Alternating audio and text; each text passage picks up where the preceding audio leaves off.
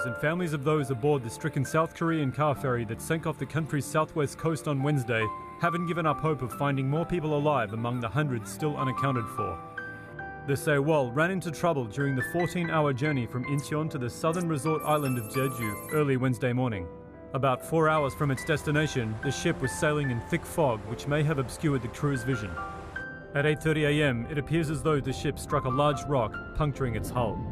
Passengers described hearing a loud sound on impact and experiencing a sharp jolt. The ship tilted suddenly, causing luggage to fall from overhead storage shelves. Many people jumped into the frigid water as they realized that the ferry was sinking. The crew sent out a distress signal and nearby ships responded. But survivors say a message broadcast over the ship's PA system telling people to stay in place may have worsened the situation. One passenger said that even as the water inside the ship began to rise, they were told not to move.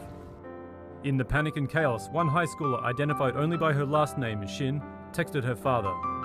"Dad, don't worry. I've got a life jacket on and we're huddled together." Her father replied, "I know the rescue has begun, but make your way out if you can." "Dad, I can't walk out. The corridor is full of kids and it's too tilted." Shin's name is not among the list of people rescued. Others were saved by fishing boats and military ships with helicopters, which raced to the scene. Once the Sewol began taking on water, it took just 2 hours to fully capsize. Witnesses say many people might still be alive, trapped within the upturned ferry. But it lies in 30-metre deep water. The water is murky, reducing visibility to less than half a metre, hampering the rescue. What's more, people trapped in air pockets must deal with the icy water, which can cause hypothermia in as little as 90 minutes. Rescue teams earlier hammered on the ship's hull hoping for a response from trapped survivors, and divers have taken to the water, but hope is fading. 475 passengers and crew were aboard, including 324 high schoolers on a field trip. When disaster struck, many of those people were gathered in the Sewol's entertainment center on the third deck of the 5-deck ship.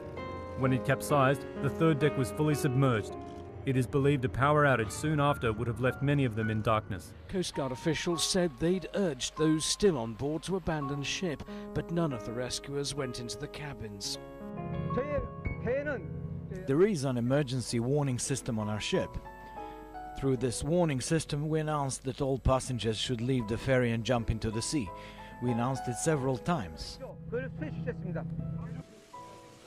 On Sunday, South Korean Prime Minister Chung Hong-won said he was resigning over the government's response to the disaster. It was initially announced that everyone had been rescued. There's been an angry backlash over the slow recovery of the bodies of those still thought to be inside the wreck and frequent changes to the information provided. Thousands continue to queue outside the official memorial site of the Sewol ferry disaster in Ansan, waiting patiently for their chance to pay their last respects. Inside, more waiting as lines of mourners carrying a single white chrysanthemum move slowly in rows towards the shrine honouring the victims. This desperately sad scene has become commonplace in Ansan, a city grieving the loss of so many students from the local Danwon High School. But Wednesday was especially significant, survivors from that school trip coming to the memorial for the first time. It was a brief visit. They were quietly shepherded to the front, well-meaning volunteers raising their arms trying to block the gaze of the media.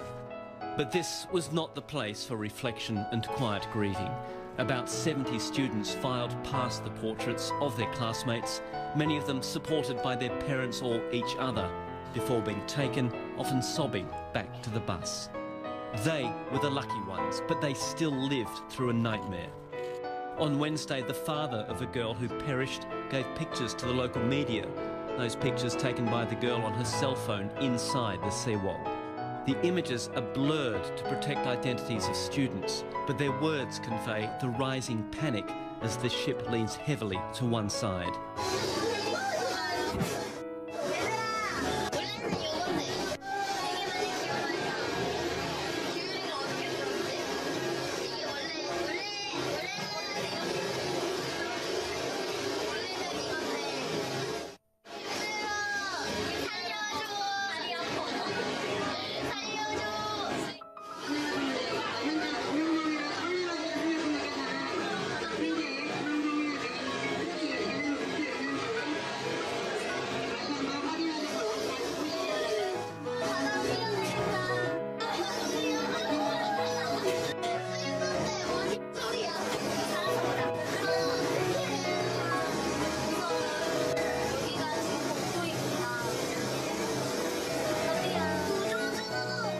voices of classmates these students will never hear again.